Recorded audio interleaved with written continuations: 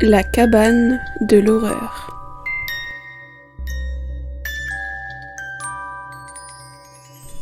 Votre dose de frissons.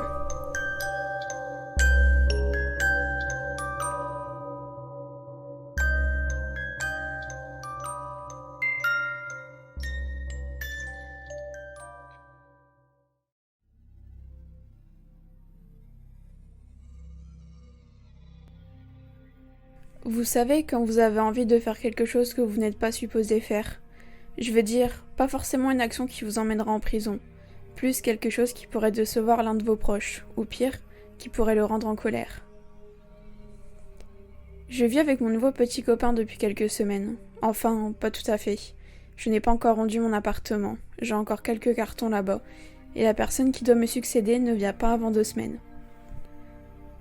Ce qui fait qu'il me reste un peu de temps avant de dépendre de quelqu'un pour le logement. J'avoue que j'ai un peu de mal avec ça. Ma vie de femme indépendante se finit enfin. Je n'ai pas trop envie de mettre fin à cette vie que j'ai tant appréciée. Je ne sais pas pourquoi. La profession de mon copain est dans l'air du temps. Il est vidéaste et streamer.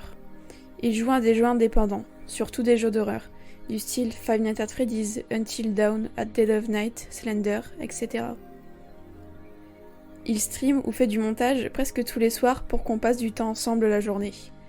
Néanmoins, je le trouve distant depuis quelques jours, ce qui n'est pas dans ses habitudes.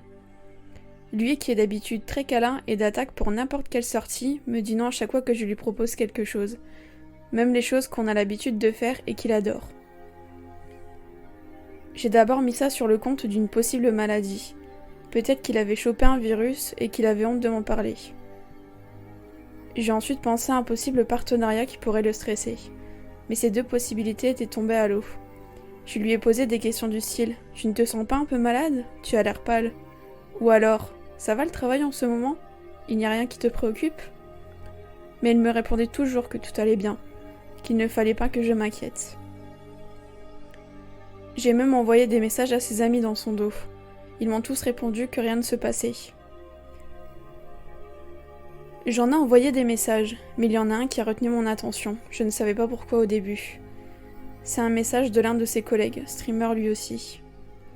Il m'a l'air plutôt normal quand on stream de mon côté, je n'ai rien remarqué. Après, il y a peut-être des choses dont je ne suis pas au courant. Tu en sais probablement plus que moi. Après, il y a des choses dont je ne suis pas au courant. C'est cette phrase qui a retenu mon attention. Mon instinct me disait que cette histoire n'était pas finie. Il y a une chose sur laquelle on s'était mis d'accord quand on a parlé de l'emménagement. C'était que je ne vienne pas dans son bureau pendant qu'il travaillait. Plus particulièrement quand il streamait. Et j'étais d'accord avec lui. Comme il gagnait en popularité, il voulait garder sa vie privée pour lui. Ce qui est totalement compréhensible.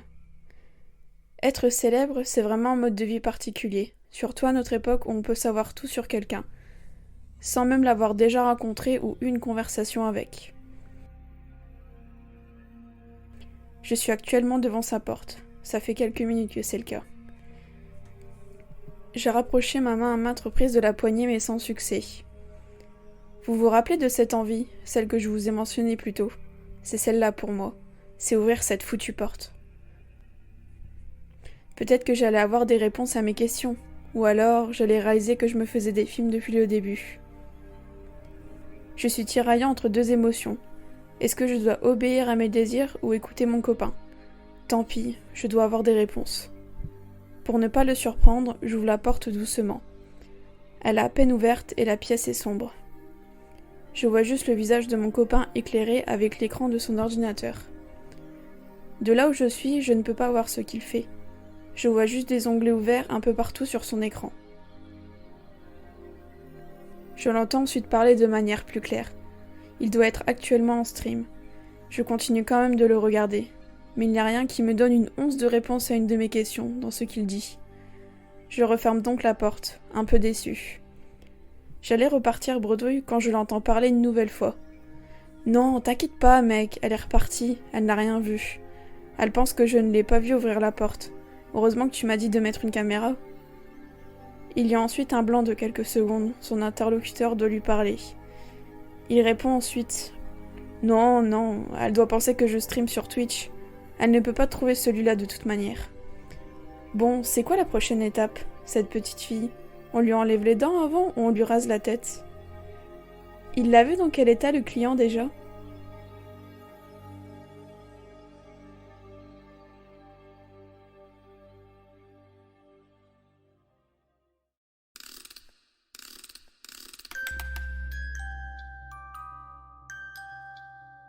C'est une nouvelle histoire qui s'achève, ou presque.